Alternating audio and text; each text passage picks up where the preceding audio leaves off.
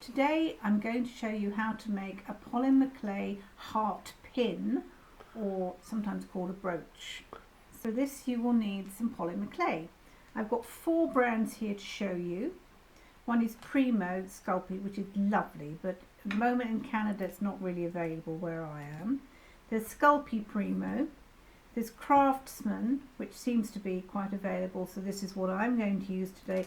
And there's Fimo Soft or Fimo Original.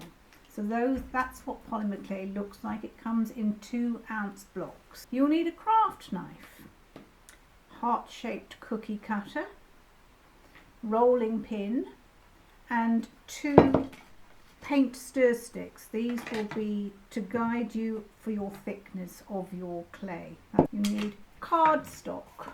I've got some cardstock here that you have previously folded, because when you come to do the glitter, this is what you need. It helps to corral the glitter. I get the very fine glitter because there is bigger pieces, but it doesn't really cover so well, and then you get to see the clay underneath it, so use the fine glitter. You need a covered dish in which to bake the polymer clay. You can use a conventional oven, 275 degrees Fahrenheit, 15 minutes per 1/4 inch thickness. You must have a covered vessel. If you don't, you'll end up with a polymer on the inside of the oven, which is not good if you're going to then use your oven for food. You need a wire cooling rack, varathane clear glaze. This is what I use. And then I decant the varathane I'm using into a small pot. Paintbrush and water. And you also, most importantly, need some glazed tiles to work on. You could use an old mirror, but you must use a glazed tile or a mirror. Do not work directly onto wood. It's a disaster. It will lift varnish, blister the paint. Don't do it. You also need, when you've finished all this, you'll need some hand cleanser. This is what I use. I get it from a hardware store. Ordinary soap and water doesn't quite get it off, and as you will see, when I use red polymer clay, my hands get really red, so very important. Let us begin. So, block of polymer clay, 2 ounces. You have to condition the clay first. That means just kneading it gently. Get it flat-ish, and then get your paint stir sticks. These are about 1/4 inch thick. It's really important that your brooch or your pin is 1/4 inch thick. Here is a thinner one that I made, and I thought that would be a great idea, but let me demonstrate. Not good. The clay is conditioned, so I'm just going to make it into a flatter pancake. Put it on my tile, get my thickness guidance either side. Use the rolling pin, and as I said, I think don't use the rolling pin for pastry after this, because the polymer clay gets into the wood grain and it's probably not a good idea to eat it. So this is 1/4 inch thickness, but another good idea is to just eyeball it. So turn it round, you can see it's roughly the same thickness. Lift it up again, put it down. Cookie cutter. I'm going to see, generally I can get 4 out of the first roll. Right, and lift this up.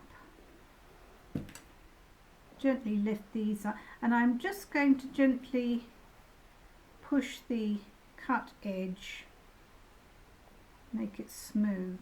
Don't overhandle it, because you could distort the heart shape. A little distortion's okay because it looks cartoonish, but anything more. Now you can see there's a little bubble in the clay, so I'm just going to make a hole in it, and then this will obviously be the back side of this brooch. I'm going to put it there. Now's the fun bit. You've got a heart made. I'm going to sprinkle some glitter, gorgeous stuff. Right. And then very gently dip the edges. Dip the edges first, and then flip it over press it down. I do put glitter on both sides. If you're being super economical, you probably don't need to, but I do. So there we have a gorgeous heart. We're going to put it into a little dish. I obviously make many more at the same time. I probably make about at least 20 at a go. And then this will be covered with aluminium foil, put in the oven 15 minutes at 275 Fahrenheit, and then it will be baked. Bring it out, let it cool on a cooling rack, and then you will have something that looks like this. So this is one, let me get a tile so you can see it better. So this is a silver heart. I made a whole batch of silver hearts. This is the silver heart that I made.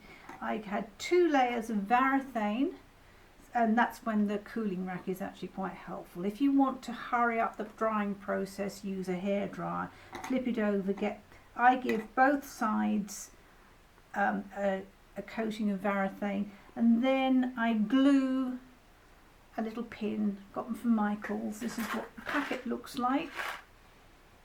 So they come in 1 inch, 1.5. I use 1 inch.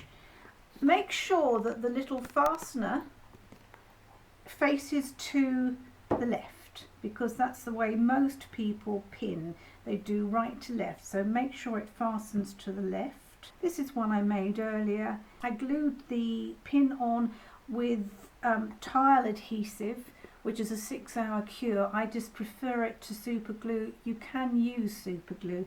I've just found that it's a little bit more, it's got a bit more flex in it. So tile adhesive, we can get from any hardware store, is the thing to use. So there you have it, a heart brooch, and make lovely presents, Christmas gifts. You could sell them if you want to at craft fairs. I personally don't. You may do what you wish with it.